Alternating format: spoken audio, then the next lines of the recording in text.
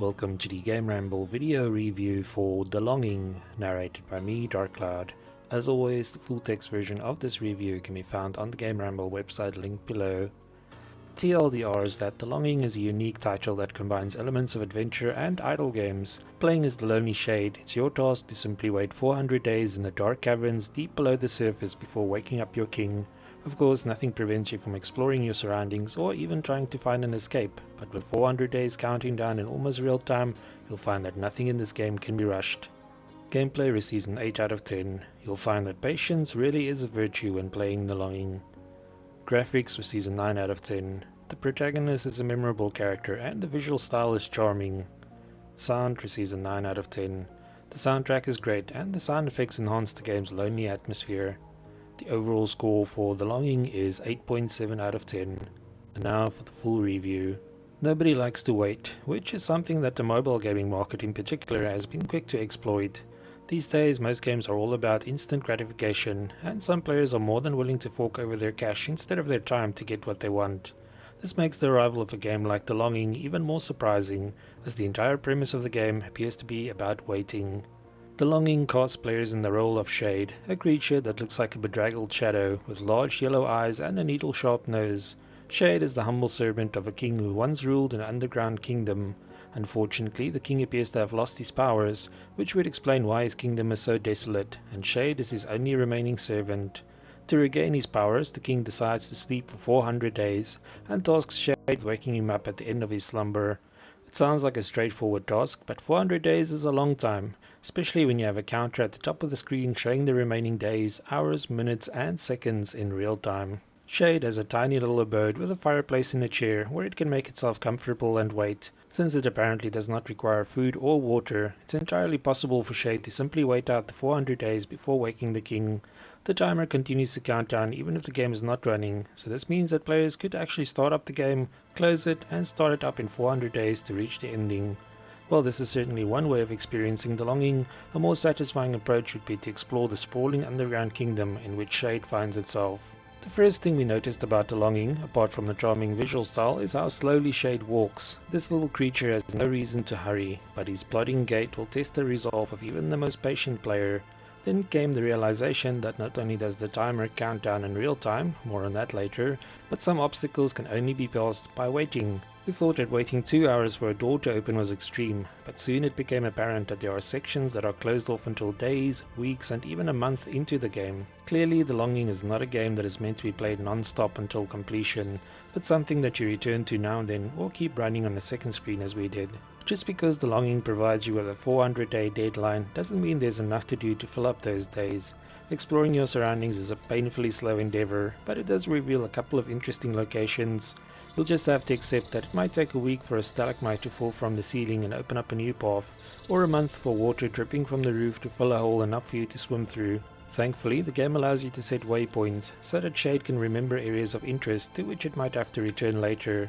Of course, fast travel is not a thing in this game, so even though Shade will return to a waypoint you set, it will do so at its usual walking speed. If you're feeling adventurous, you can also instruct Shade to walk to a random spot in the game and see if it passes somewhere interesting during the process. We mentioned earlier that the timer in the game ticks down in real time, but this is not strictly speaking true. There is a specific area in the game where time literally stands still, and while Shade is in its home, you can speed up time by ensuring that it's comfortable.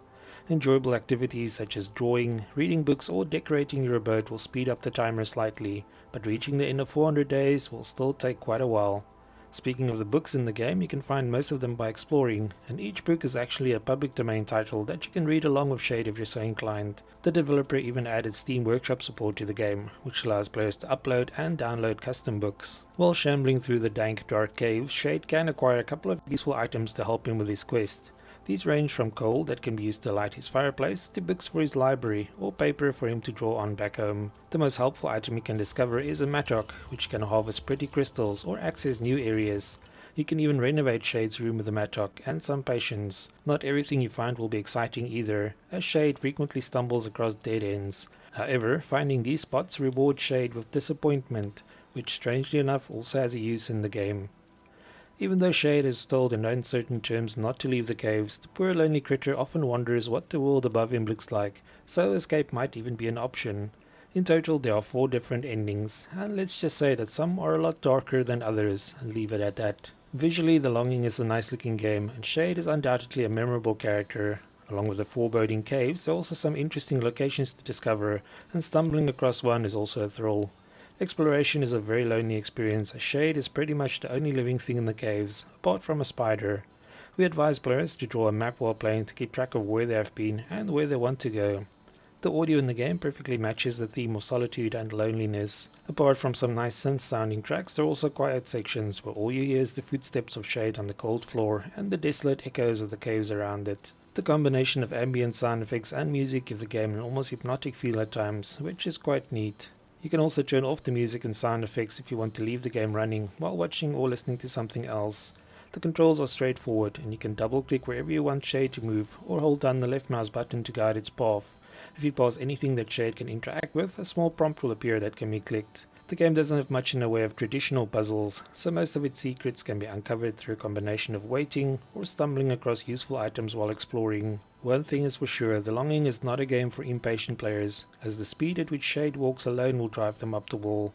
Instead, this game is aimed at patient players who don't mind busying themselves with other things and leaving Shade alone after giving it a destination or instruction.